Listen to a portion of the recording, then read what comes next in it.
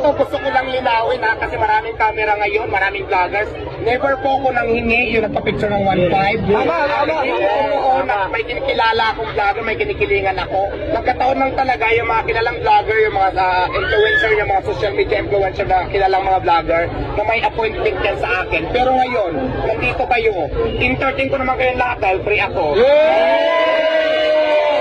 Makikita ko kasi sa social media ngayon, ang pinapakita lang nila, yung negative sides lang na hindi pinapakita nila kung bakit yung sasabi na mamaya na, kung lang lagi ang nakikita. So dapat ipapakita nyo yung whole video. Kami na ba nga doon? Yung clips lang na kumakalat nila, ito yung attitude niya. So, ayun kayo eh.